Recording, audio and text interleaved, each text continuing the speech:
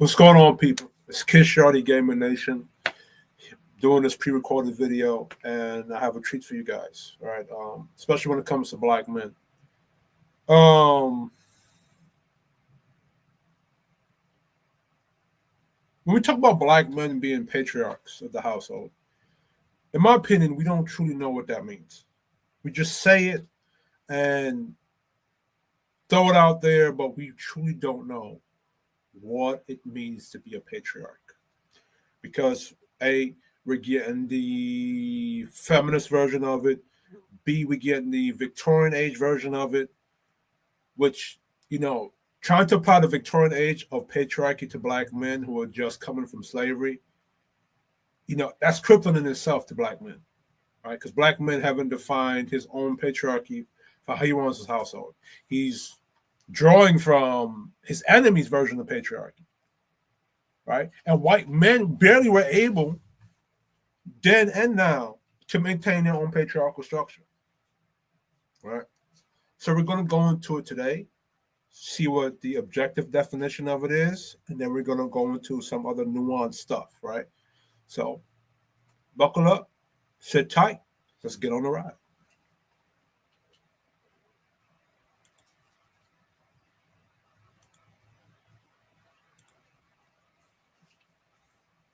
So let me go to the very first one. Objective definition of patriarchy. Objective definition for patriarchy. Etymology. Patriarch comes from the Greek words patar, father, or archi. Archi equals rule or beginning, right? So Peterman, fatherman, kumpanansi, patar, father.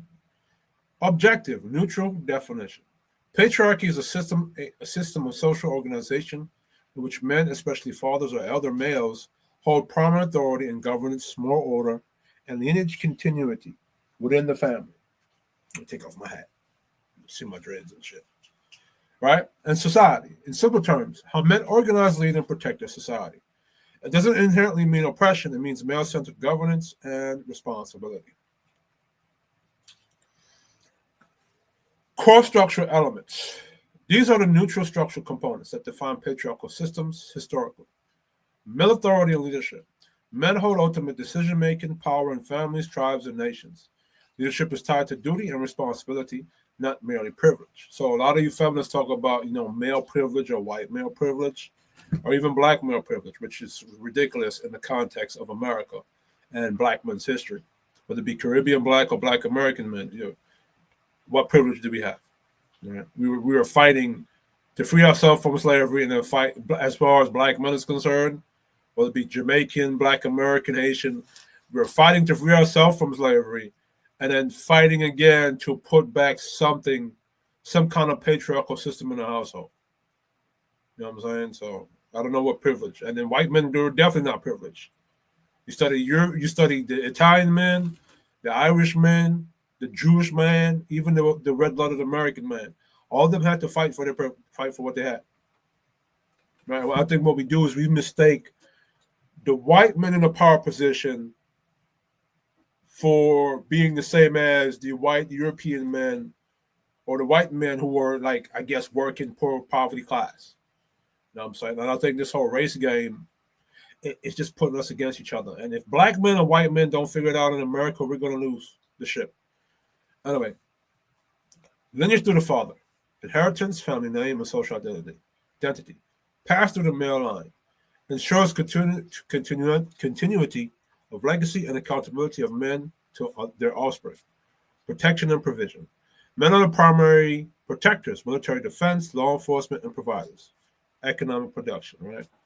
So this is where Marxists look at patriarchy as capitalism, because that's capitalism right there, right? Patriarchy established the idea that power must serve responsibility. So that's the key component, responsibility.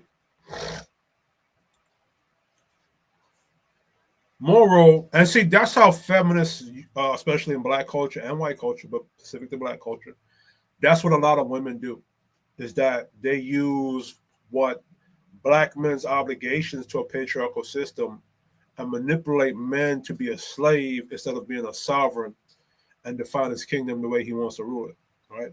So that's how that they do. White women do that to white men, and black women do that to black men. But men are not, right? They use the fact that our system is supposed to be about responsibility, right? And then they'll say, okay, a black man, you're supposed to be responsible to protect, provide for a woman.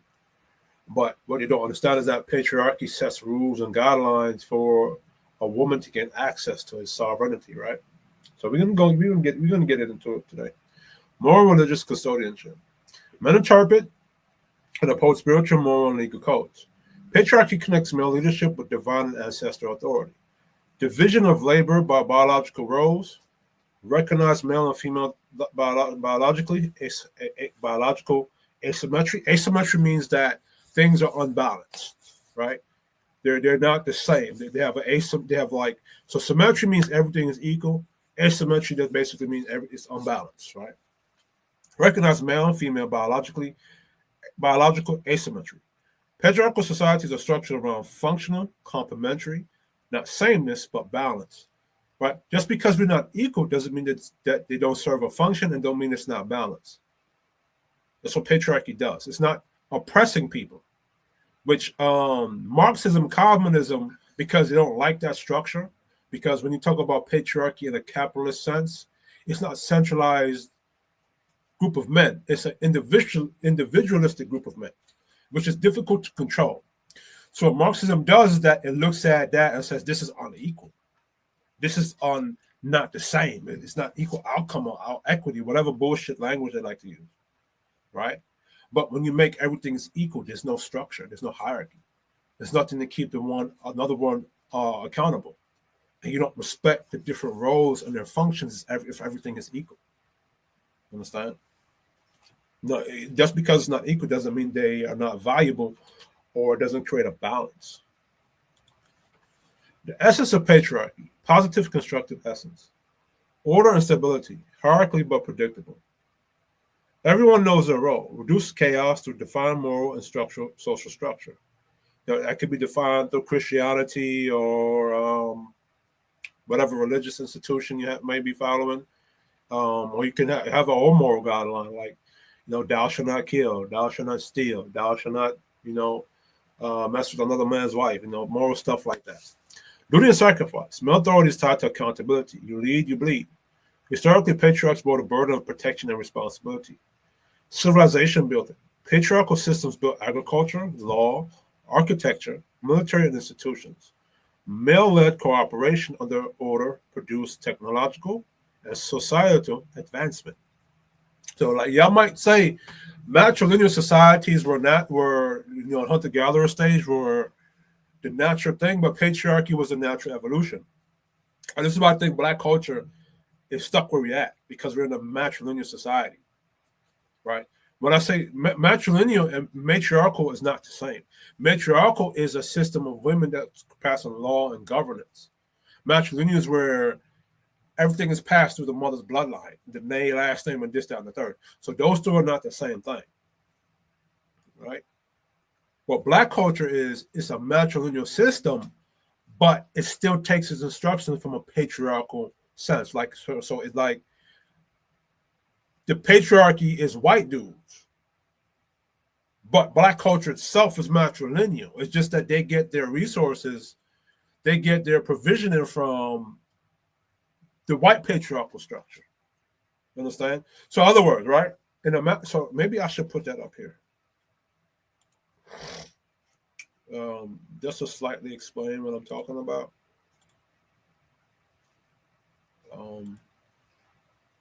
Give me a moment.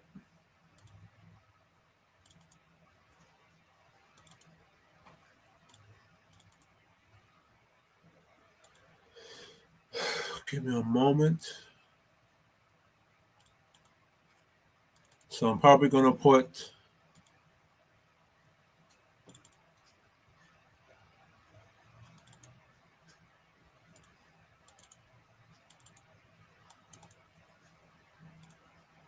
let me show you what I'm talking about here.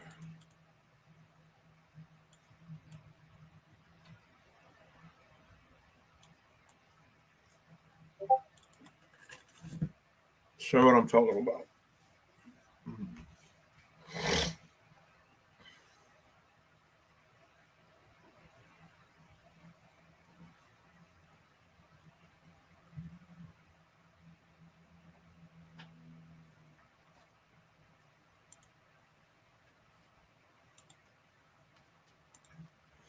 So matrilineal is descent, inheritance, or clan identity.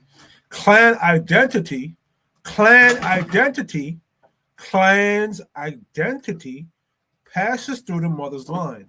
Common in many early societies, example, the Mangekuba in Indonesia, Akan in West Africa, certain Native American groups like the Hopi. Matriarchal. Women hold dominant positions in political, religious, and social leadership. Actual matriarchal societies are rare. Most are matrilineal rather than fully female-led. So in other words, Black culture is matrilineal, but it's not matriarchal, right? Black culture is a matrilineal as far as subjected to our community, but America itself is patriarchal, right? So, example, Akan West Africa, this specific part or these specific countries or tribes, these are matrilineal, but the country itself of Africa or in Ghana, they might be more patriarchal, whereas this one kingdom or tribe may be matrilineal, right? So let me show y'all something else here.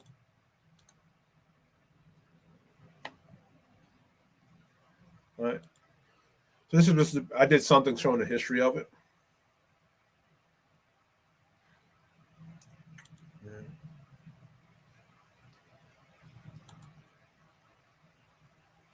So early human groups often lean matrilineal or matrifocal, which is mother-centered, which is what Black culture is, especially in small-scale agrarian and tribal societies. You ever notice that Black culture is 13% of the country and it's stuck in there, while other cultures like the Latin culture are now going to become the new minority culture because they're more patriarchal or father-centered?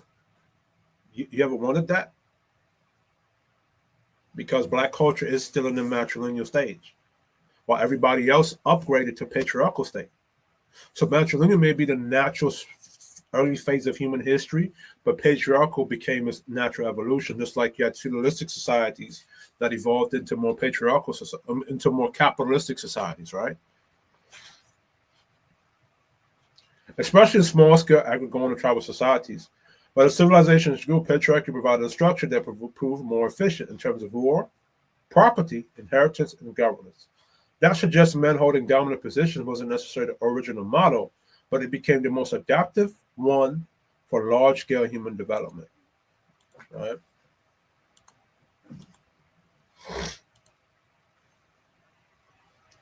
So don't mix up centralized command with Marxism, right? Because when I was looking at it, I said, shit, this could sound like Marxism or communism, but it's not, right? And I've done a whole separate thing speaking on that, which I'm probably going to do. So the next videos I do over the course of this month is going to be about the Victorian era, patriarchy, and those things, and a lot of political or economic structures that we live in, right?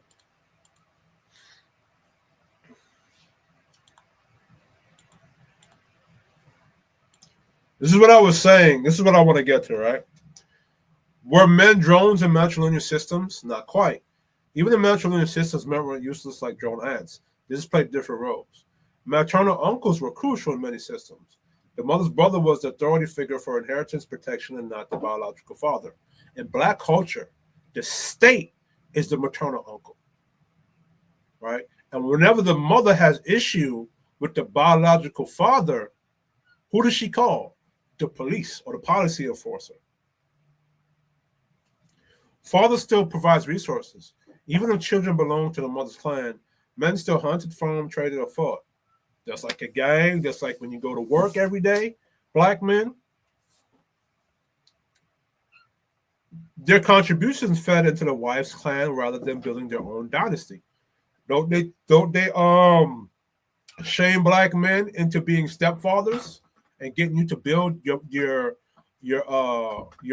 woman you're with who has 7 different kids from 10 different niggas dynasties? Ain't that's what they preach y'all? I'm telling you, this Black culture mimics a matrilineal system.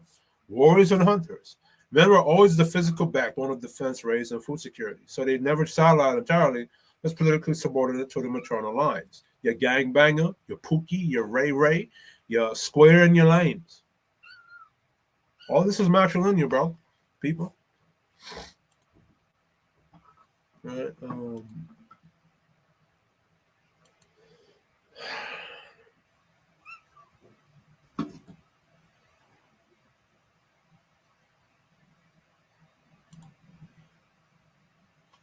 So matrilineal does not equal matriarchy. It was clan-based. Maternal uncles often hold an authority, which is your state. This is your state today. Your maternal uncle in Black culture is your state patriarchy, right?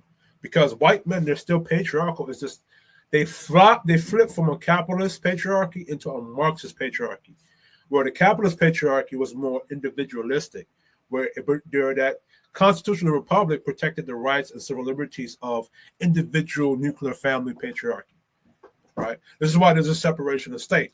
Executive branch, legislative branch, and judicial branch. It's done that way on purpose, so it's not a centralized government or bureaucracy, right? There's checks and balances.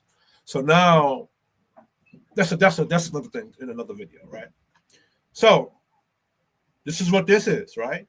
It's that now your woman takes the authority from the state, which is a centralized state patriarchy. It's still patriarchal, but it's centralized.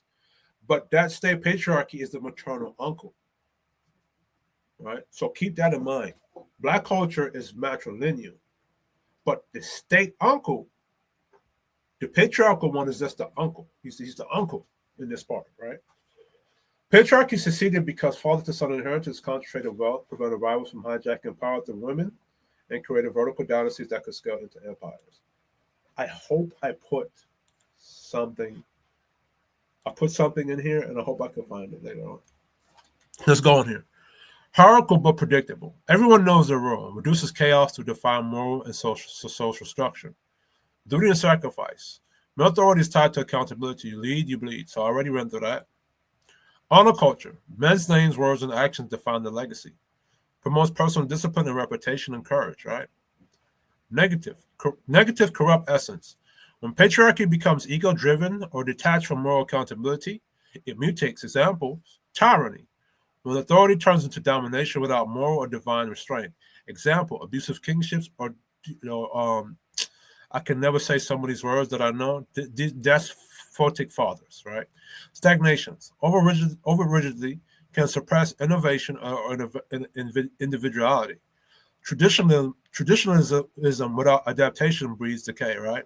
So everybody's stuck to the Victorian era, and because we're stuck to the Victorian era, and nobody wants to adapt or adjust it to the modern times, this is what's causing the decline. Because now the women have used that to manipulate men into slavery with obligations towards them. Meanwhile, they get to adapt and grow while we stay stagnant in traditionalism, right? Nepotism and elitism. Power kept between bloodlines for sake, not merit or stewardship. Patriarchy decay often leads to oligarchies. Now, I don't have an issue with nepotism. This could be good or bad. Like, this is neutral. It depends on how you operate within it, right? Female subjugation. When women's roles are stripped of dignity and turned into servitude rather than partnership. A result of fear or insecurity, not masculine balance. This is the lie that women tell you about the Victorian age, which, in my opinion, women had more leverage in the Victorian age, right? Most men were not doing this to women during the Victorian age. There were checks and balances on men when they tried to do this. That's another video, though. The more decay of men. When patriarchs no longer live by their own code, hypocrisy destroys the structure from within. Clarifying the concepts, right? Nepotism. The practices of favoring relatives or kin, especially by giving them positions of authority, privilege, or opportunity. Objective meaning. It's about family continuity of opportunity. It becomes negative only when unqualified relatives are placed in power, displacing merit and harming the public good, right? Example, LeBron James with his son. What did his son do to earn his position on the Lakers? You know what I'm saying? And now you bring down the value of that team because now you're putting people who don't qualify for that position just because he's your son, right? Your son should get the opportunity because he put the same work ethic in for it as you did, right? Balanced perspective. Preserves legacy, trust, and integrational wealth responsibility. Negative. Breeds corruption if bloodline members are shielded from accountability. So that's the only problem with nepotism, right? Elitism. The belief or practice that a select group of people with superior qualities, ability, or heritage could lead or influence society, which is a Marxist society. All right, that's a communist, because communism believes one centralized control government, or W.E. Du Bois, are better suited to define what a culture and how that culture is supposed to move, right? Objective meaning. Elitism acknowledges hierarchical excellence. Every function in society has elites, people who rise through talent, virtue, or leadership. It becomes problematic only when elites no longer serve the common good or disconnect from the people, right? Now, when you talk about Black culture, if your people are being hostile to you, disconnect from the motherfuckers. And the end. Balanced perspective. Positive leadership by competence, excellence, or cultivated wisdom. Negative arrogance. Detachment or oppressive class control. Where nepotism and elitism go wrong, the slippery path. When these systems lose moral restraint and accountability, they evolve into more corrupt forms of governance. Let's define the three main mutations. Oligarchy. Definition. No, this is me teaching Black men what these things are. You know what I'm saying? The good, the bad, the ugly is how they can be mutated to become something else. Because when Black men do create a power structure of a patriarchal system, this is what's going to lead to, and you have to be prepared to deal with it when you get there, right? Definition: a form of government or power structure where a small group of individuals, often distinguished by wealth, family ties, corporate power, or military control, hold dominant influence over political decisions. Core trait: power is concentrated in the hands of a few, regardless of public will or merit, which is communism, by the way. That sounds like communism. Key feature: self-perpetuating elite. They can maintain control for themselves, not stewardship for the people. Example: late Roman Senate families, Russian oligarchs, or colonial European aristocrats. Which is what the Christopher Columbus, who's breaking away from those European aristocrats, right? Which I think those European aristocrats had a lot to do with the Victorian era model of patriarchy. Bureaucratic oligarchy, a system where unelected officials, administrators, and technocrats, like your Elon Musk and people, hold true power behind the scenes, often controlling the state through procedural dominance rather than public accountability. Core traits: the faceless managers becoming the ruling class. Laws exist, but control is hidden behind red tape and procedure. Key feature: power shifts from the noble families or kings to institutions and policy bureaucrats who answer to no one directly. And that is the problem. I think that's where America was going to, right? Like you could look at your noble family or a king as like a Donald Trump or like your state senate, and their responsibility is to the people. And then now, instead of they're having the responsibility to the people, then now, it goes to now your institution or your bureaucratic government, which is what America was slowly becoming via the left, right? Example: modern technocracies, Euro commission-style governance, or even deep state structures within major powers. That's what Donald Trump meant about deep state and draining the swamp, because these were like communist structures trying to take over America and shit. Aristocrat. Definition: neutral, original meaning. Government by the best or most virtuous citizens. Aristos, meaning excellent or noble in Greek.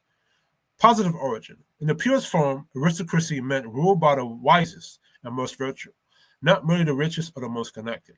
Negative mutation. Over time, it became hereditary aristocracy. Families holding titles regardless of merit or virtue. This is where it overlaps with oligarchy, right? See what happens when you have no competition, no capitalism in something? Everybody gets to get the position without earning it.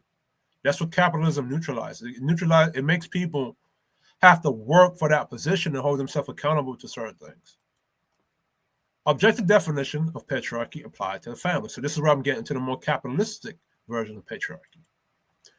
Objective definition recap. Patriarchy is a social structure where men, especially fathers, bear the primary responsibility for leadership, provision, and protection within the family unit, while being morally accountable to uphold justice, order, and the welfare of those under their care. In the nuclear family, this means the father is the moral, economic, and protective head. The mother is the nurturer and emotional stabilizer. The children are under the joint guidance and discipline of both, with the father as the final authority when order requires it. Right? Does patriarchy promote stepfatherism? Black men, listen up. Listen up.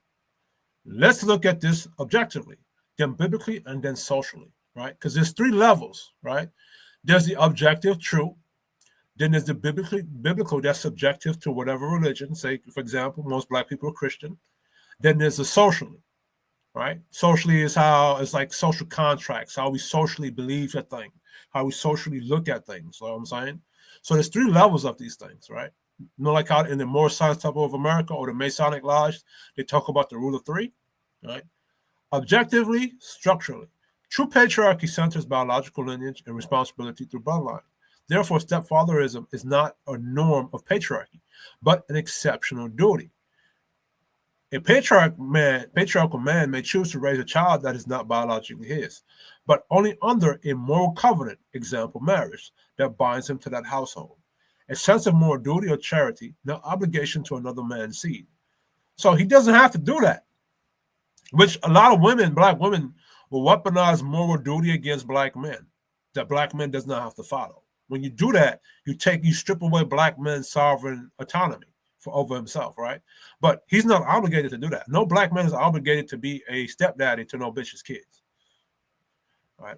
So objectively, patriarchy does not promote stepfatherism as an ideal, but it permits it as an act of moral will, a man's personal choice to extend protection beyond his lineage, right? Biblical validation. In Scripture, fatherhood is strongly tied to lineage. A good man leaves an inheritance to his children's children. Proverbs 13:22. The genealogies of Israel, from Adam to Christ, show patriarchy as lineage preservation. These are examples of men protecting and providing for non-biological children, but they are framed as acts of mercy, not as patriarchal law. Example, Boaz marrying Ruth. He redeems her family line, not replaces it. He preserved her deceased husband's lineage, fulfilling levirate duty, not creating a new lineage from nothing. Stepfatherism is in a modern sense, raising another man's child by choice. It's not a patriarchal ideal. It's a moral exception that must still respect male lineage order, right? A lot of that is not being respected in Black culture. Black women do not respect Black men when it comes to them being stepfathers. They just look at you as a custodian, not as a real patriarch in that household, right? Conclusion: patriarchy may allow stepfatherism, but does not promote it as a standard. The biblical and objective order of patriarchy is lineal fatherhood, right? So lineal fatherhood means like from you to your biological son to your biological grandson, not to you and then adjacent to you, a kid outside of you. Does patriarchy protect the weak? Absolutely. This is one of the defining moral functions, objective structural reasonings. A functioning patriarchal order is hierarchical but protective. Strength is not for domination, but for stewardship. The father's role mirrors the protector function of the state. Those weaker, women, children, and elders, are not oppressed. They're covered under the man's moral and physical authority. So in the home, a man protects his wife and children. The elders protect the family line. The collective family protects his widows and orphans. That's divine symmetry of strength. Now, patriarchy doesn't protect weak people that are disobedient to his rules and kingdom and structure. I should have put that in here. That's the thing that Black men miss, is that you don't protect people that don't fall in line with your rule or your leadership. Biblical validation. Husbands, love your wives as Christ loved the church and give himself up to her. Ephesians 5:25. That's patriarchal model is sacrificial love. Religion that God our Father accepts as pure and faultless is this: to look after orphans and widows. Patriarchal moral duty includes care for the weak. Defend the weak. Prevent my cat from walking across the PC. He always do this shit. Look at this nigga. Look at him. Okay. Go away. Defend the weak and the fatherless. Uphold the cause of the poor and oppressed. Psalms 82, verse 3. Protection for the weak is a command, not an option. So yes, biblical patriarchy not only protects the weak, but defines masculine virtue by that protection. But I believe the Bible also tells you the right type of people to protect. I don't think the Bible tells you to protect just anybody and everybody. True patriarchal structure. Fatherhood, biological or chosen, is voluntarily and covenant-based. A man's decision to take responsibility for a household that's not his by blood is an autonomous act of will, not a moral obligation. Patriarchy respects that choice because it's a reflection of a man's sovereignty, his ability to define his responsibilities and the conditions of his leadership. So I did put it in here, right? You could define the conditions of your leadership. I think that's the biggest mistake men of the boomer generation made, is making your leadership and your patriarchy unconditional, right? You got to put conditions around how God does that. God loves people, but he still puts conditions around how you gain his protection, right? So as black men, you don't protect any woman or any child or be a stepdaddy to any child. They got to follow the conditions of your leadership, your terms, right? In other words, a man's authority begins where his responsibility begins. And his responsibility begins only where his consent exists. So black men, you have consent too, bro. Let me read this again. And remember, I said this to you. A man's authority begins where his responsibility begins. And his responsibility begins only where his consent exists. Just like the woman has consent over her body, you have consent over your body too. You have consent over who over your kingdom and who you allow in it and who you want to dismiss from it. Black men have that patriarchal right if that's the seat of power he wants to sit in. And no simp nigga, pro-blickety black nigga that's chasing black woman's box and her validation should dictate to you anything. They should shut the fuck up and go follow a black woman's ass if they want to do that. But to black men, like, I do this stuff to free you. To free you. Free your identity from being defined by what your woman tell you are, or how you should be, or what society should tell you should be, especially how the fucked up black culture is telling you how you should be. I'm trying to free you and myself. If the man didn't consent to that structure, marrying a woman with children or cohabitating with her family, he is not obligated to act as father to those children. Patriarchy is not forced altruism. It's consensual stewardship. So you have a consent. You have autonomy, brother. Any nigga on the internet or any bitch on the internet trying to shame you into doing something, anything that you don't want to consent to, or obligate you to anything you don't want to be, those are some bitch-ass niggas. Any game or dating coach nigga who's trying to shame you into doing something that goes against you, his game is weak. They don't have no game. These are people that don't respect a black man's autonomy. And for the life of me, black men used to be enslaved by white dudes. And now we have to be enslaved by our own black culture and our own black people that look like us to duty and obligation or under the mask of honor. Come on, black culture. You should know better than that. Especially with our history going through here in America. One, that autonomy is violated. In modern Western, especially black American social culture, that choice has been flipped. The man is shamed if he doesn't accept another man's children. The woman is not held accountable to his standards or structure.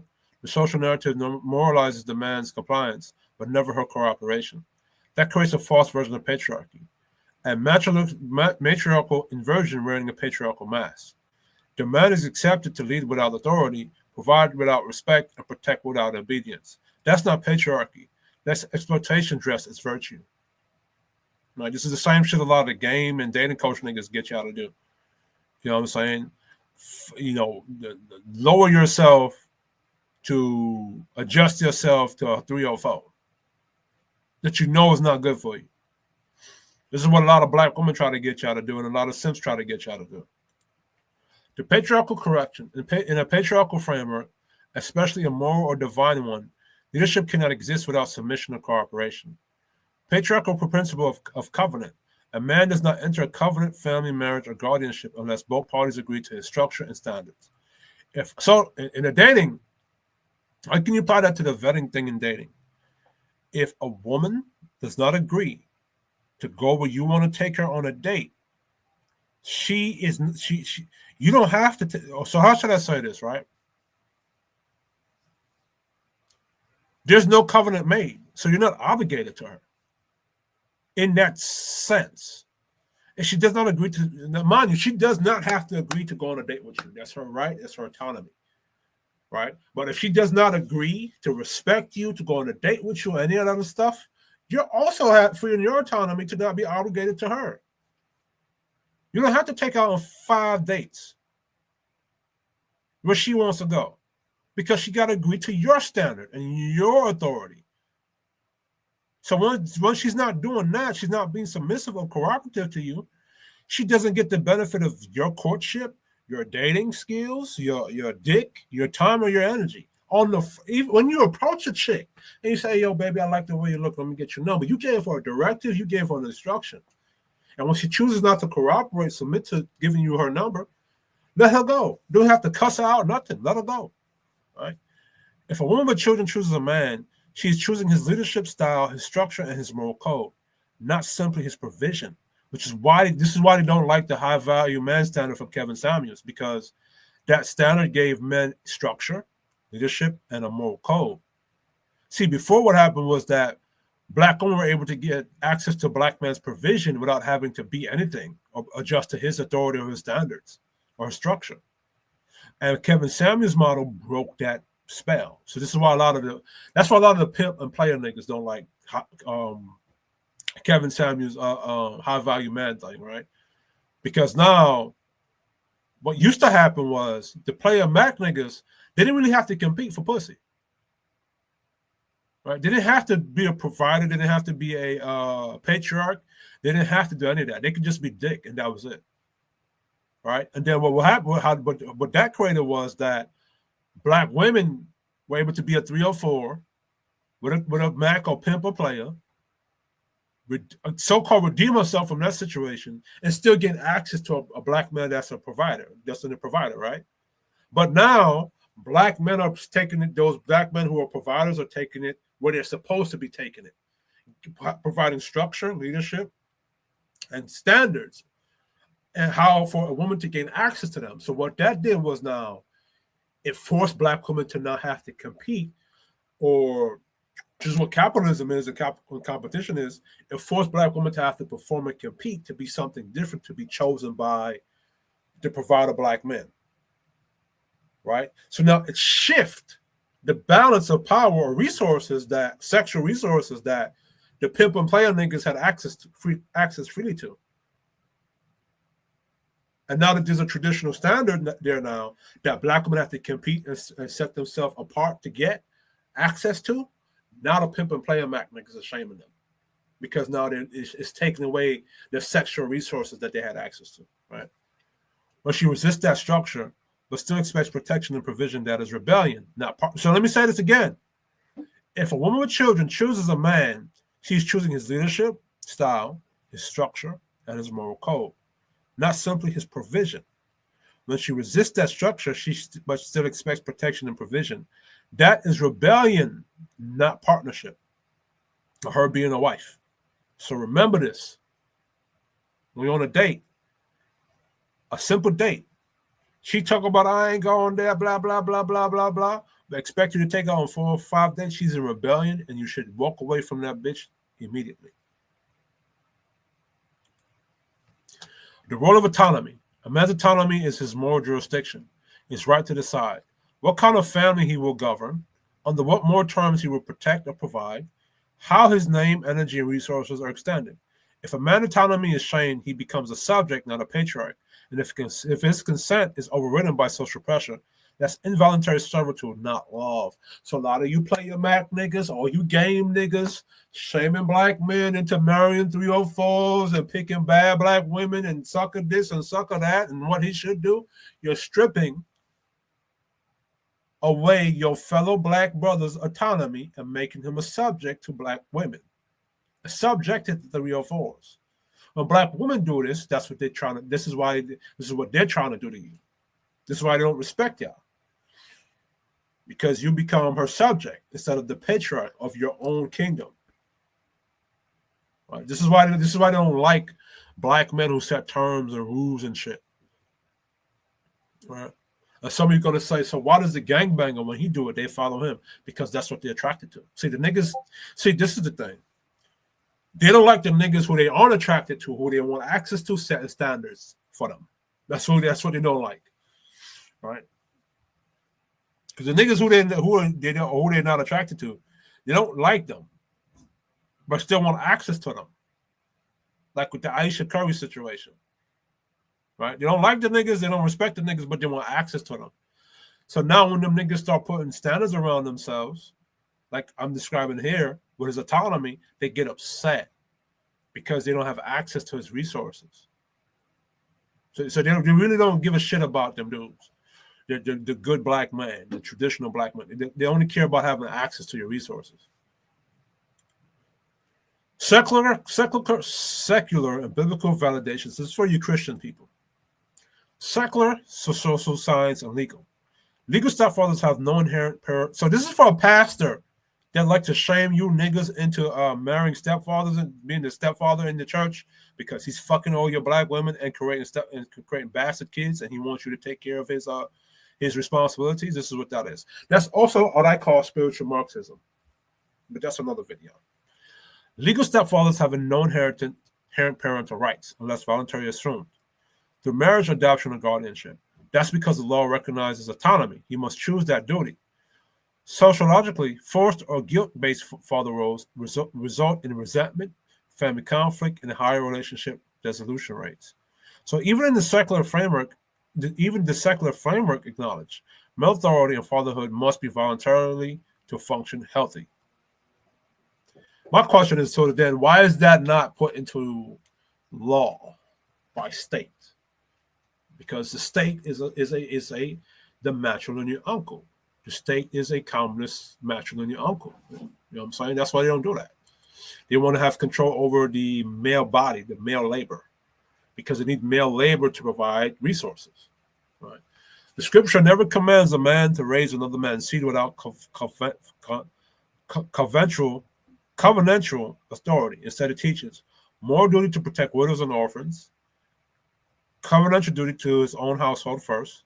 If anyone does not provide for his own, especially those of his household, he is denied the faith and is worse than an unbeliever. 1 Timothy 5, verse 8. When Boaz redeemed Ruth, he did so under levirate law, which means he restored her husband's family name, not erased or replaced it, right? Thus, even the biblical example affirms the voluntary and covenantal nature of choice. So the Bible gives men choice and autonomy. So when a pastor is shaming you to do something, he don't believe in his own shit. That's why I don't like pastors a lot of time. And you know what's so funny? I want to get baptized, but what I do is I talk to the pastors to see and have a debate with you, not to win, but to see where your brain is at. And I make a decision whether I want to get baptized by that church or not. Because I actually believe in the essence of what baptism means. It means to clean yourself and be renewed. And I want that. But, you have to find the right people, the right kind of pastor with the right mentality. Because, you don't know what God or deity he is serving.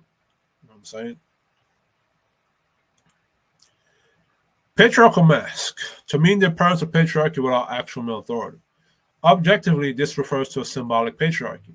Remember, Anchorman says symbolism over substance. A structure that uses the language and imagery of male leadership, father of a nation, head of a household, strong male presence, but the real decision-making power lies elsewhere. In this case, the mask can come from the state, institution, or media that use patriarchal titles to maintain order while limiting private male governance, which is what's happening in Black culture, as what's been happening in the rest of America, right? Centralized state patriarchy, definition neutral. A system in which the state, not individual men or families, hold the paternal authority, distributing protection, resources, and punishment from the top down. Key traits: power flows from the government, not from the fathers or community elders. Social welfare replaces the family, provide a role, that's the EBT and WIC and all that other shit. Legal codes define what fatherhood, marriage, and protection mean. Citizens depend on the state. the way family once depended on the patriarch. This is sometimes called bureaucratic patriarchy or patrilinistic government. Big Father. It mimics patriarchal protection but removes male autonomy, which is what's going on. Historical neutral notes. Decentralized patriarchy, pre-industrial. Authority flows from fathers and local elders. Centralized patriarchy. Industrial. And so this is me showing, teach you black men the game. Just trying to teach you. Centralized authority, patriarchy. Industrial and modern. Authority mitigated through state institutions, courts, police, welfare, and corporate management, right? Among many working class and minority families, economic policy and social welfare expand female household control, while men lose local authority. That's the structural pattern I'm referring to, right? It's a diagram, right? So biological father, his authority is reduced. Household run by mother matriarch. State apparatus enforcement, right? So this, right? Symbolic patriarchal language, law, order, headship, without true male governance. You're not a true patriarch if you have no governance over yourself and over your household or your family or your community. The core principle. So anytime you go into a matrilineal society and they talk about having a chief or some kind of male leader, that's all that means. It's a symbolic patriarchy in language, but he has no true governance or authority. Just the face of it. The core principle: male autonomy as moral justification. Autonomy is the defined feature of a true patriarch. He chooses who, how, and under what terms he leads. His energy, name, and resources are extensions of his sovereign will. Shame is the antithesis of patriarchy. When society shames men for setting boundaries or refusing involuntary obligations like being a stepfather, his authority is legitimatized. Consent versus coercion. Sovereign patriarchy. I'll protect and provide for this family because I choose to under my terms. Performative patriarchy. I must protect and provide because society say I have no choice, even if it violates my standard. Right? So that's the difference between those, right? Result: a man stripped of autonomy is no longer a patriarch, even if he occupies a title. True patriarchs requires element of authority, consent, and action. So now I have two different definitions of that performative patriarchy, but it's in a different context, right? I might show it in this video. When external pressure overrides autonomy, if a man's performative identity is disrespected or shamed, and he is forced into obligation against his sovereign code, he is no longer acting as patriarch. Example: shaming them being a stepfather against his standards. Example: expected to provide and protect without having his authority respected or boundaries met. This is not patriarchy. It's a state of male submission where autonomy is stripped. Male submission, a new term that I, Kiss Shorty Game the Nation, have created. The condition in which a male's authority and autonomy are externally coerced and his ability to define and enforce his own moral and familiar rules are stripped. It is stripped, right? So this is what it is. The condition in which a male's authority and autonomy are externally coerced and his ability to define and enforce his own moral and familiar rules is stripped. Male submission. Conceptual flow. Sovereign patriarch, autonomous identity. Defines his household, moral code, chooses what family he will govern under what conditions. His authority is rooted in consent and not social pressure. Performative patriarch, external identity. Executes authority publicly, engages with social hierarchies, signaling competence and stewardship. Interacts with family, women, children, and society. Intersection. When performative identity is respected, true patriarchy functions. When performative identity is shamed or coerced, sovereign identity can withdraw consent, male submission occurs, right? So now, what I mean when I say that, when your performative identity is shamed or coerced, your sovereign identity is supposed to kick in. And it's supposed to tell you, man, nah, I could challenge this shit, or I can withdraw from this shit quietly, or I can restructure this shit, or live in this shit on my own terms. But if that doesn't happen, it will lead to male submission. Visual representation. Sovereign patriarchy, internal, defines codes, boundaries, consent, and moral governance. Performative patriarchy, external, Social expression of power, authority respected, boundaries honored. Male submission, coerced roles, autonomy stripped, consent ignored. So that's what. So the highest patriarchal expression is your sovereign identity, how you govern and define yourself. The lowest of them is male submission.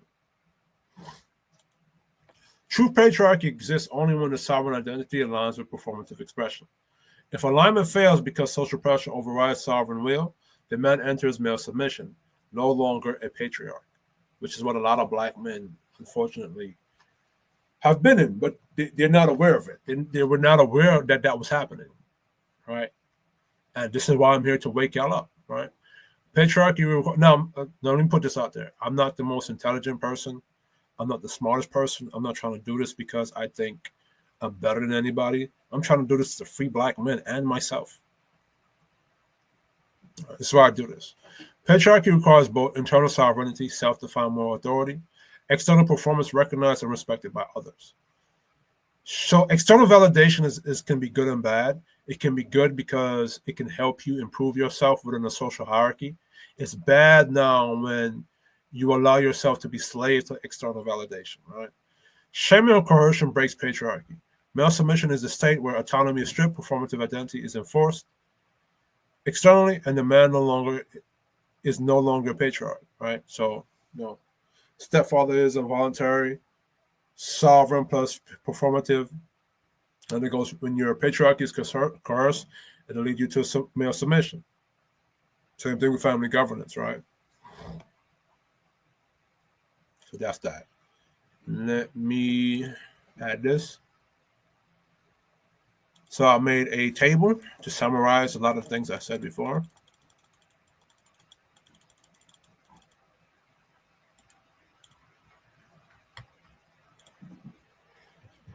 Subjective expression through history. Different societies express patriarchy based on their cultural values, religion, and environment.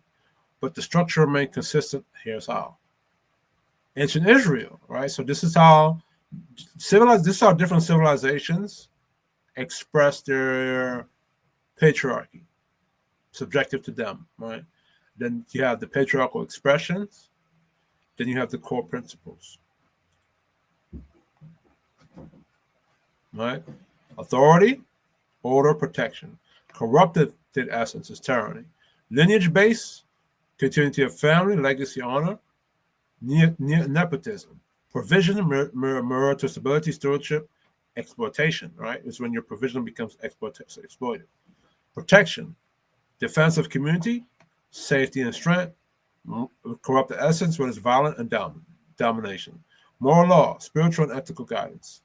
Positive essence, discipline and justice.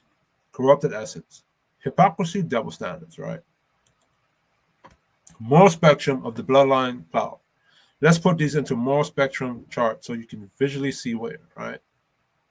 So this is the different forms of, you could call it patriarchy within a society. You can pause the video and take your time to look over it.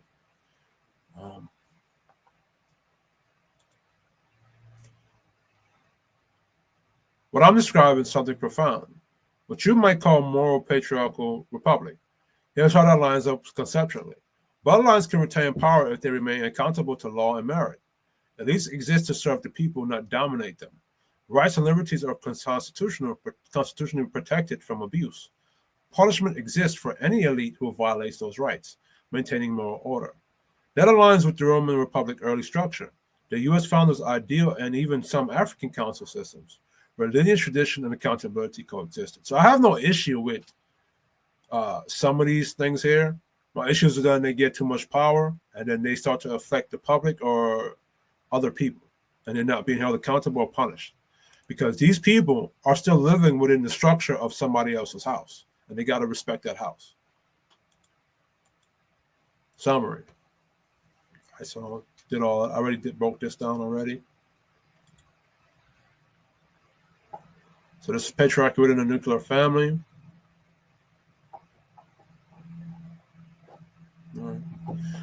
Look at this, right? Authority. Father governs, directs. Objective, ensures stability and order.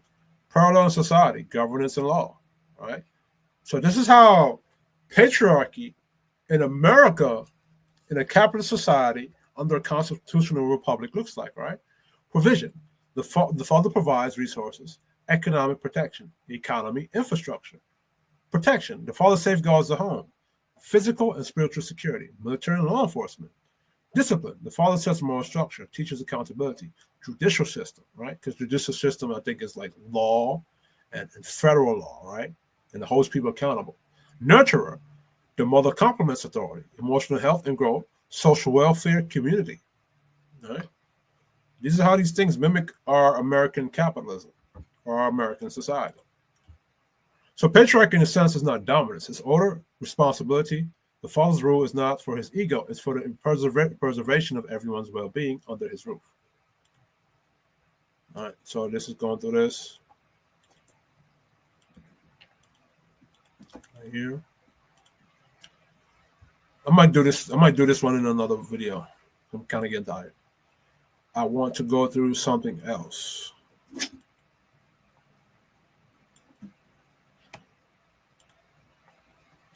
This is again me freeing black men from something.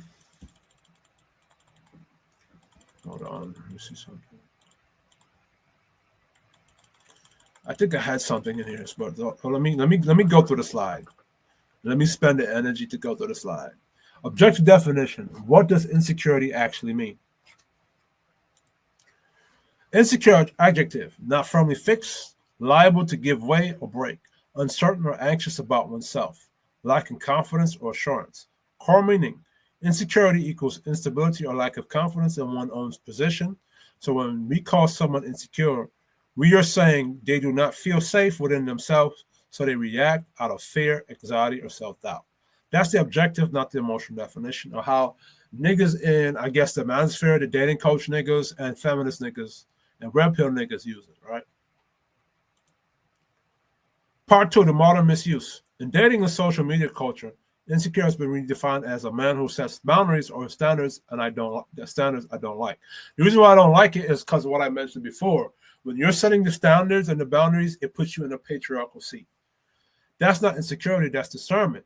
So when a man says, I don't want to date a woman with a promiscuous past or a woman who posts her body online, he's not being insecure. He's being selective based on risk assessment. The twist. Modern society turned risk awareness into emotional weakness. Whenever a man exercises choice, that's emotional gaslighting. Because women are allowed to reject men based on height, income, and that's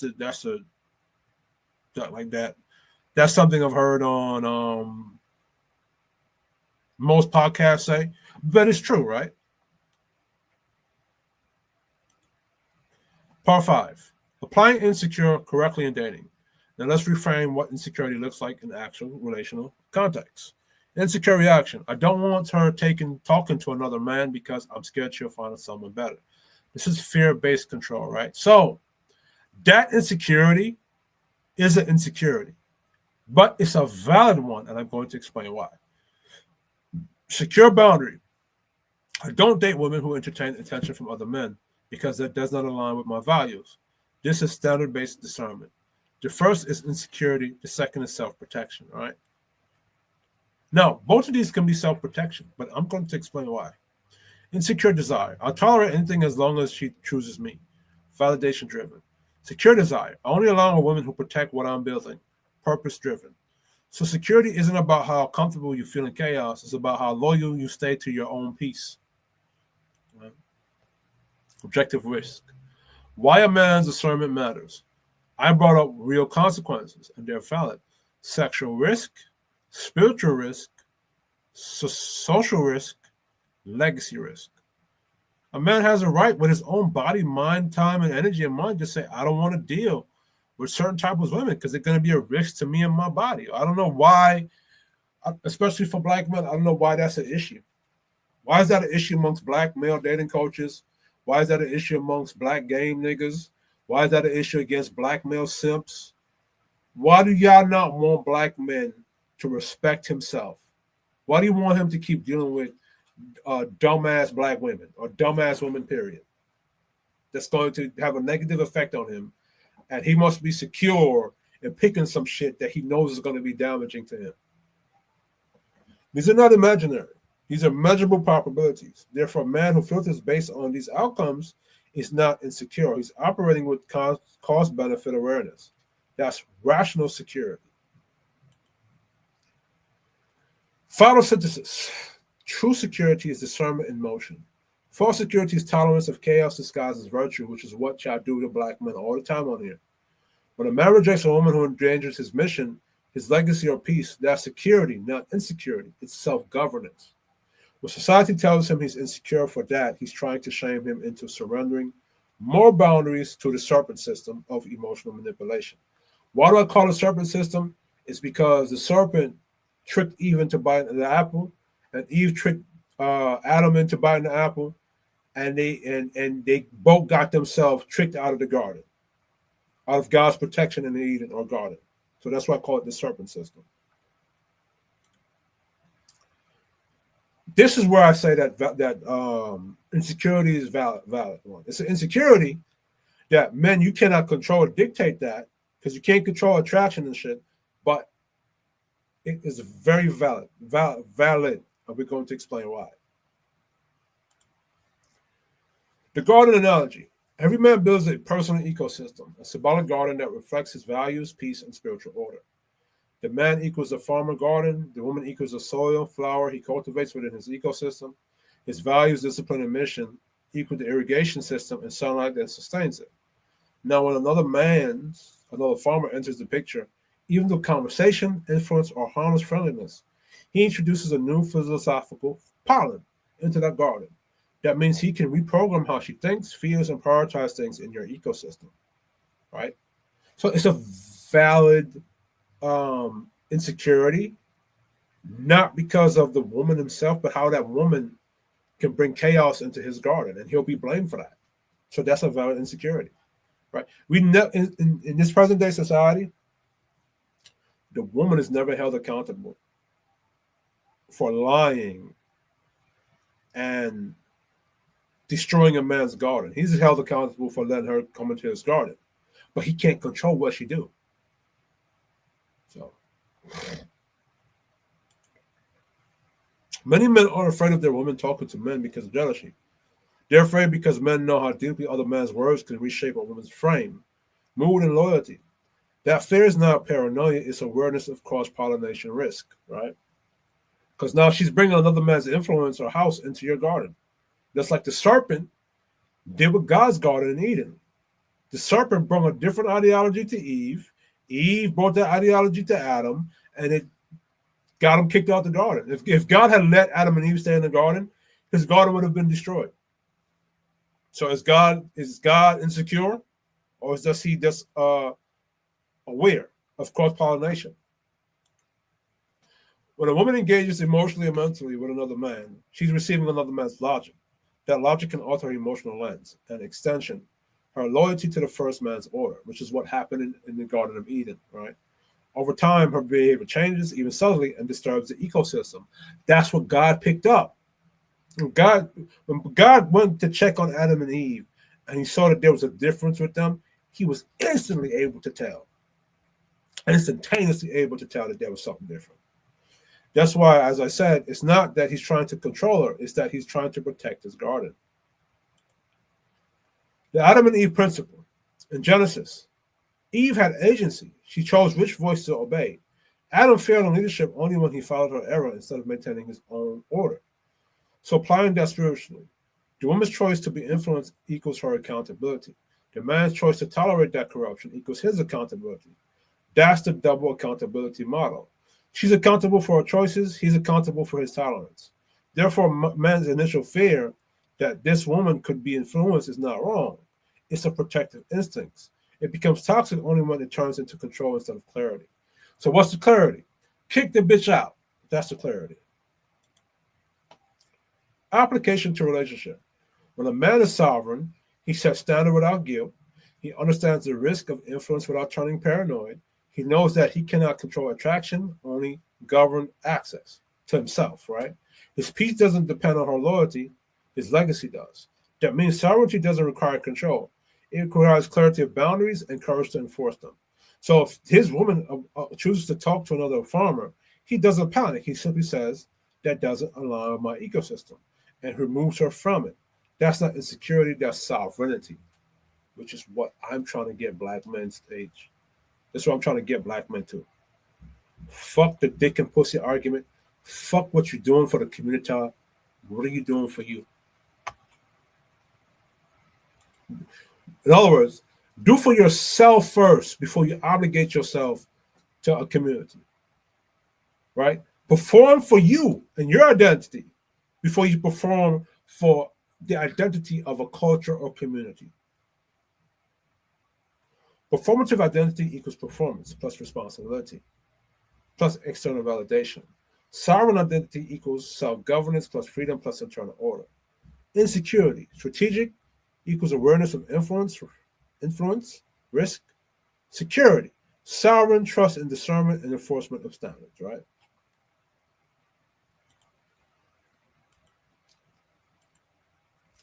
The dual nature of external validation. External validation is not inherently negative. It serves two purposes. Functional role. Within a social hierarchy, external validation acts as feedback. It lets a man know whether his performance, decision, and leadership are recognized, respected, or effective. Example, in a tribe, a word's recognition by elders or peers validates his contribution and skill, confirming his alignment with the group standards. Modern parallel, in business, military, or family life, positive external validation reinforces accountability, teamwork, and purpose. Corruptive role, when external validation becomes the source of a man's identity. This is what happened during COVID, where a lot of men got out of work, right? And they didn't know what to do because their identity was based on a performative identity, an external validation, right? So now he had to be more rely on his sovereign role or sovereign identity, which most men don't get to develop or cultivate that first, right? He starts performing for approval instead of principle. His masculine identity becomes reactive instead of directive.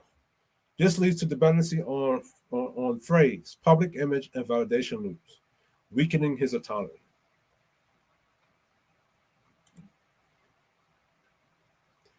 Performative identity versus sovereign identity. Performative identity is performance based. It's tied to your duties, responsibilities, and achievements within a social structure. It asks, what are you doing for others?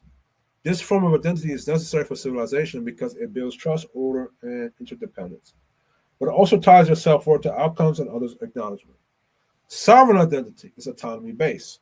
It's tied to your internal compass, values, and freedoms to self-direct. It asks, who are you when no one's watching?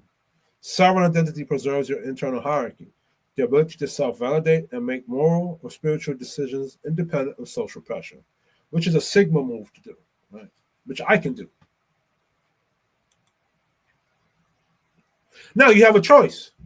When that social hierarchy, like black culture, stops rewarding virtue, discipline, and integrity, and begins to reward conformity, conforming you to be a dog, nigga, stepdaddy, a bum, flattery, or corruption, the man must rely on his sovereign identity to decide whether to challenge the structure, which a lot of us are doing, reform the structure, which I don't think a lot of us are trying to do that, really. I think we're more trying to challenge it, and exit the structure entirely, which I think between challenging and exiting entirely is the two vocal groups I see on the internet when it comes to black men and black culture. This is where freedom meets responsibility. Leaving a hostile structure doesn't mean abandoning your duty. Black men, being a passport, bro.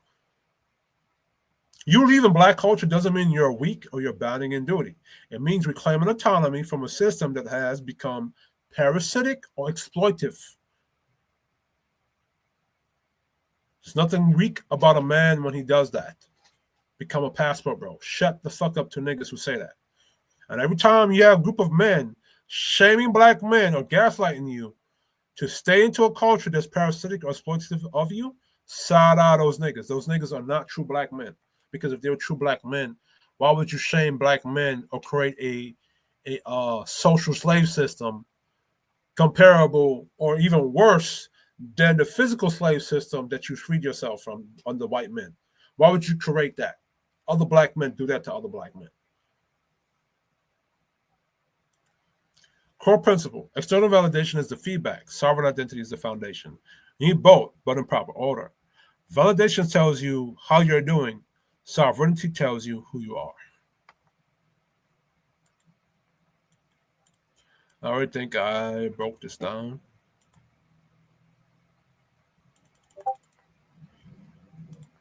But, okay. This was brought to you by Kiss Shorty Gamer Nation. So if you see any niggas on the YouTube or anybody else talking my shit, you know they got it from me. Anyway, because I really just want the credit for my shit. Like, I create good stuff. I want credit for it. But anyway, this is Kiss Shorty Gamer Nation. I'm trying to get black men to free themselves from social pressures and all these other things. And you could be the thing is, you could be a traditional guy. You could be a protector, a provider, and you could be a guy that has provision.